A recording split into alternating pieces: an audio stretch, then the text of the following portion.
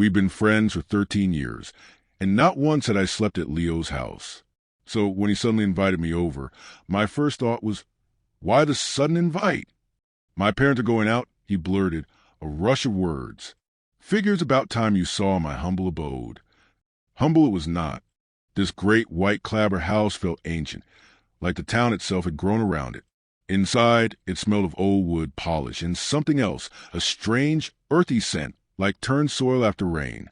His mother, a woman of small bones and frantic, unsettling smile, flitted about the dim rooms, offering drinks and snacks with nervous energy. His father, a large, silent man with dark, still eyes, watched our every move from his leather chair. I heard his mother whisper urgent, low words to Leo, though I couldn't make them out. At 7 o'clock, his parents left. So what's the plan? I asked, dropping my bag in his room. This room was an island of ordinary in that house, the only place that didn't feel like it belonged to the dead. Pizza, video games, the usual, Leo said, moving with forced calm, though I could see the cording in his neck. We ate, we played, and for a while I forgot the silent, coiling dread of the house. Then, near 9 o'clock, he paused the game. Hey, man, he began, still not looking at me. There's just one weird rule my parents have. A weird rule? Yeah. He finally met my gaze, his eyes serious as stone. After 9 p.m., we have to be in here, in the bedroom, and we can't leave. Not for anything. The door stays closed until sunrise. My laugh died in my throat. You're kidding, right? What if I have to pee? His voice was flat. Pee now. After 9, you use that. He gestured with his chin to an empty bottle. Dude, that's insane. Why? He gave a counterfeit shrug. They're just super weird about security. Old house, you know? They think it's drafty. Drafty. I knew he was lying, but not why.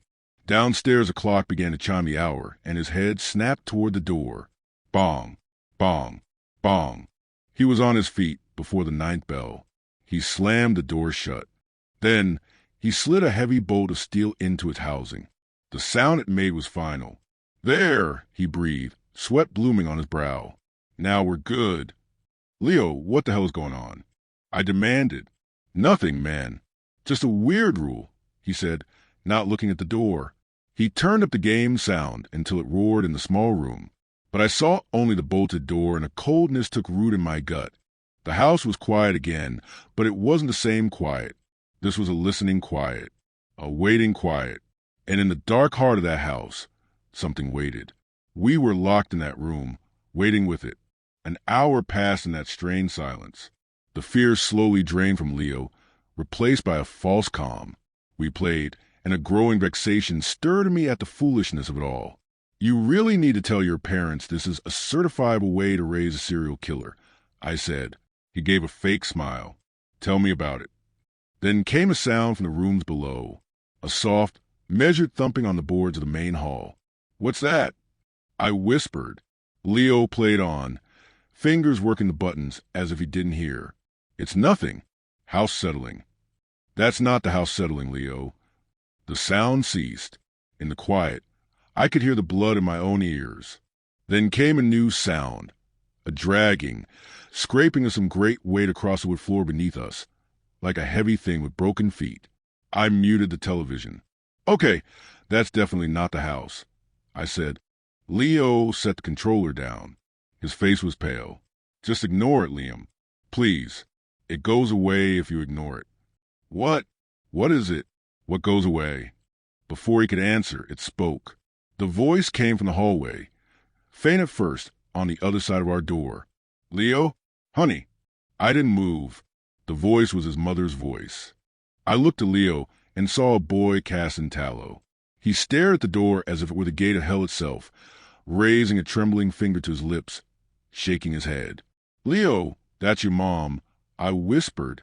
Don't be silly, sweetie, we're inside. The voice said, now just outside the door. I just baked your favorite chocolate chip. They're getting cold. The scraping from below had stopped. There was only the sweet persuasion of that voice in the silent house. But the voice was wrong. There was a terrible perfection in its sound, like a memory of a voice, not the voice itself.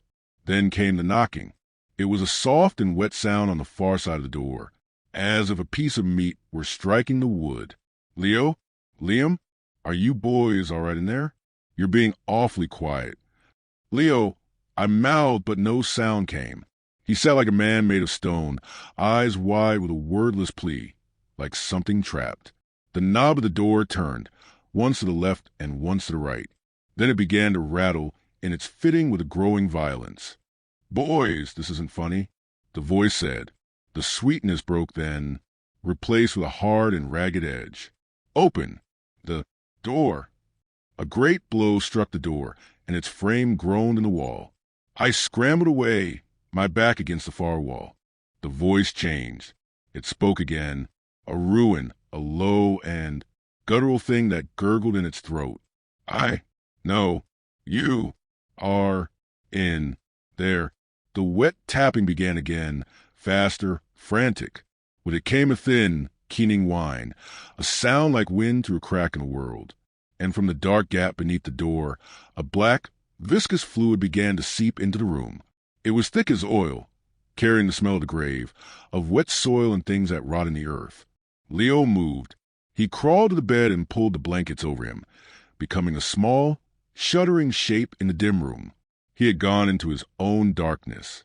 On the other side of the door, the thing fell silent. I knew it wasn't gone. I knew that in my bones. It was there in the darkness beyond the door, waiting.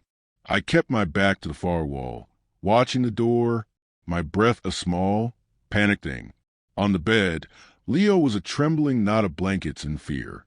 For me, this was a night's journey into that darkness.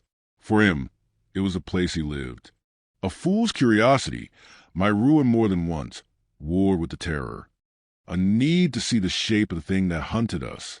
A dreadful truth was better than not knowing.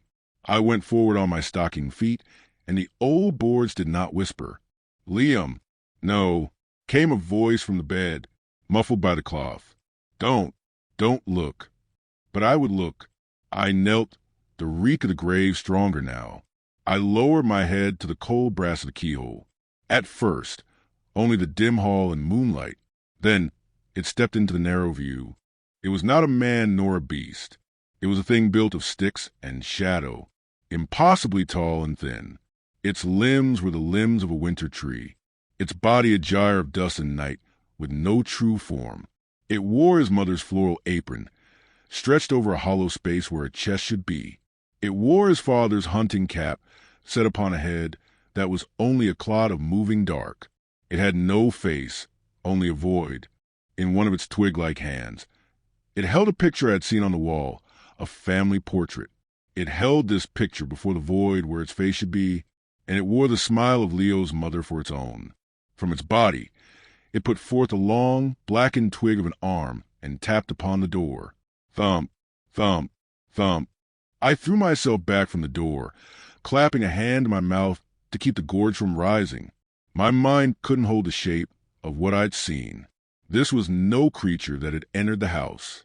This was a house itself, a parasite wearing the stolen keepsakes of the dead or soon-to-be dead for its raiment. From the door, a new voice whispered, and the blood in me went to ice. "Liam, why are you hiding in there? Your mother is so worried about you." It was my own mother's voice. Perfect, the voice she used when I was a child. Sick with fever, the call to supper from a life I would not see again. A wave of homesickness and horror washed over me, for I wanted to be home, and I was not. And the thing in the hall gave a low chuckle, the sound of dry leaves scuttling on a stone walk. It knew it had found the soft part of me. "Let me in, Liam." My mother's voice whispered, a sound of love and of poison. "I've come to take you home." I fell back to the wall, sliding to the floor, feeling the heat of shame where my body had betrayed me. I looked at the trembling shape on the bed, the bottle he had offered. It hadn't been a joke. It hadn't been a rule, but a kindness, a tool for survival. For he knew all of it. The scraping began upon the door itself, a slow, patient sound, as of claw being sharpened upon the wood. All the while, it whispered my name in the voice of my mother, promising an end to all this if I would but unlatch the door. The hours passed in that room. The thing outside did not cease its siege. It spoke in the voices of the living and of those I could not know, a gallery of ghosts at the door. It offered warmth and food. It promised an end to the long night. And all the while, it scraped at the wood with a patience that was a madness to hear. The fear had burned away in me and left a hard and bitter anger. I was angry at the thing in the hall, and at the people who had built for it a cage and called it a home. And I was angry at the boy who hid in his blankets and would not speak. Hours passed. "Leo," I croaked. "Leo, wake up." A shape stirred in the bed. He looked out from the pale fortress of his sheets, his eyes raw with fear. "Is it gone?" he whispered. "No, it's not gone," I said. "I need to know what this is. Now, no more lies. What is that thing?" He flinched from the sound of my voice. He sat up, hugging his knees. Wouldn't look at me. "I don't know what it is." He mumbled to the door. "We just call it the Nightman. It's always been here, as long as my family has." The story came out of him then, a broken telling, in the dark. His great-great-grandfather had built this house upon unhallowed ground, and from the first night there was a wrongness in the wood and in the walls. A bargain had been struck in that time, an unspoken covenant with the darkness. The family would have the house by the light of day, but from 9 until the dawn, the house was given over to that other. "It gets lonely," Leo whispered, a tear cutting a clean path through his face. "It likes to play. It mimics people. It uses things it finds to try and make a body for itself. The apron, the hat, the picture. But it's getting bolder," he said, his voice trembling. "It used to just make noise. Now it tries to get in. The rules were enough before. Stay in your room. Don't look. Don't listen. But now it wants more." He finally met my eyes, and I saw in him a guilt as deep and as cold as a well. It wants someone new. A cold truth settled in my soul, winding me, the sudden invite, the fear in his parents' eyes, the heavy bolt on the door. You brought me here for it." "No, I didn't want to." The boy's voice broke. "My parents, they said it was getting too strong, that it wouldn't be satisfied with just them anymore. They said if it had someone new, someone not from the family, maybe it would be satisfied. Maybe it would leave us alone for a while. He had led me here as a lamb to the altar. His parents hadn't gone out. They were in this house, in their own locked room, listening, praying that the beast in the hall would choose me." And then the scraping stopped. The whispers died. The house fell into a quiet so profound. It was like the earth had stopped its turning. "What's happening?" I breathed. Leo's eyes grew wide. From the floor below, a new sound came. The sound of feet on the stairs. Heavy, a footfall, and the dragging of a dead weight. Thump, drag, thump, drag. It wasn't trying to trick us. The game was done. The footsteps ceased outside our door. The silence held for a count of 3. Then a crack like thunder sounded as a great force struck the door. The wood splintered and the deadbolt shrieked in its housing. Crack! A web of breaks spidered from the lock. A fine dust of ruin would fell to the floor. "It's never done this before." Leo whimpered, crawling away. "It's never tried to break the door down." Crack! Bang! The deadbolt was torn from the frame like a tooth from a jaw. The door swung inward on its hinges with a sad and final groan. And in the blackness of the hall, I saw it. There was no void. It had filled itself. Its body was a terrible congress of things stolen from the house. Floorboard for shins, rusted pipes for arms. Its torso a twisted cage of stair banisters. And within that cage, I saw my own duffel bag, pulsing like some dark and foreign heart. Its head was a grandfather clock from a hall. It leaned upon its neck of twisted wood, and the pendulum swung behind the glass face like a wild and frantic eye. From the clock, a voice came, not one voice, but all of them, a discordant chorus speaking as one. "Time is up." The door swung open on its ruined hinges, and the thing assembled from the house's bones stepped into the room. Its coming was a grinding of parts, a clicking of old wood and metal, and the air filled with the smell of sawdust and the deep earth of the grave. Leo cried out, a sound of pure terror lost in the noise of things advance. A hot, primal fear seized me, not of a predator, but of a thing that was wrong in the world. I took up a glass trophy from the desk and threw it with all my strength. It struck the face of the grandfather clock, and the glass shattered in a spray of bright shards. The thing reeled back, making a sound like all the clocks in the world striking some final and calamitous hour at once. It gave us a moment. The window! I screamed. I grabbed Leo by his arm and dragged him, for he was a thing of stone. My fingers were slicked with sweat, slipping on the window latch. It wouldn't give. It had been painted into its frame. The thing righted itself. The broken glass of its face caught the moonlight in 1,000 crazed points of light. It came for us, its arm of rusted pipe raised up to strike. The bed! Help me with the bed! I yelled. Adrenaline found him at last, and he moved. We set our shoulders to the heavy oak bedstead, turning it onto its side, making of it a poor, flimsy barricade. The creature stumbled into the mattress, its feet, made of chair legs and other things, tangled in the sheets. It roared, beginning to tear the bed apart, ripping its guts out onto the floor. We were trapped in the corner of the room, the unyielding window at our backs. The sun. Leo gasped, his eyes wild. It's the only thing. It has to be inside before the sun comes up. I looked out into the night. The sky was a deep, starless black. We did not have hours. The creature tore itself free of the ruined bed. It came on, slow now, for it knew that we were its own. It raised a hand made of silverware from the kitchen, the forks and spoons bound together to make a shining, terrible claw. And then I saw a thing tucked behind his television. It was a high-powered flashlight. A last, desperate thought came to me. I lunged and took up the cold metal of the flashlight. The thing was upon me. I smelled the dust of its body, saw the brass pendulum swinging in its broken face. I found the switch, and a great pillar of white struck it full in its head. It shrieked a sound of pure agony. The light did not burn it, but seemed to unmake it from itself. The spoons of its hand clattered to the floor.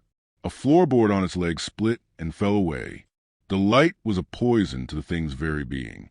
It shielded the ruin of its face with its pipe arm and stumbled into the shadows by the door.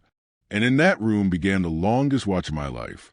I held the light like a sword, and the beam of it was the only thing that held the creature at bay. Leo huddled behind me, crying out when it scuttled at the edges of the room. We were keepers of light against the great and pressing dark, and the strength of my arm burned away, and the batteries that fueled our light would not last. The creature would lunge, and I would drive it back with the beam, and we would wait and listen to it breathing in the shadows. The hours passed this way, in a stalemate between the light and the dark. The beam of the light began to fail. It flickered. It's dying. I gasped, just a little longer. Leo urged, his eyes fixed on the window, just a little longer. The creature knew. It gathered itself in the dark as the beam dimmed to a sad yellow glow, and with a final and triumphant roar, it charged. In that same moment, a pale gray line was drawn upon the black horizon. It was the first sign of dawn. The thing struck me, and the flashlight was knocked from my hand. I was on the floor, and the monster stood over me, its clock face bent low, and I saw my own face reflected in the arc of the swinging pendulum. Then a single and pure ray of the morning sun pierced the window and touched the creature's back. It froze. A profound stillness came over it. Then it began to come apart. The clock head crumbled to a fine dust. The pipe arms fell from its shoulders and clattered on the floorboards. The banisters of its chest unwound. The stolen silver and the splintered wood and my own duffel bag all collapsed into a heap of simple things. In moments, all that was left was this pile of refuse and a thin layer of gray dust that smelled of the grave. The sun streamed through the window and filled the ruined room with light. I lay upon the floor and gasped for breath. Leo wept against the wall, a sound of relief and of terror. We had lived. There were footsteps in the hall, not of a monster, but of a man. The door to his parents' room opened. A moment later, they stood in our doorway. They did not look at the ruin of the room, nor at the pile of debris on the floor where the creature had been. They looked at me, and I saw on their faces not relief nor any gladness, but only a deep and bottomless disappointment. The horror was not ended. I knew then that the plan had failed. The sacrifice had not been made. The thing that was a house would be hungry when the sun fell again. I was the one who got away, and for this, they would never forgive me.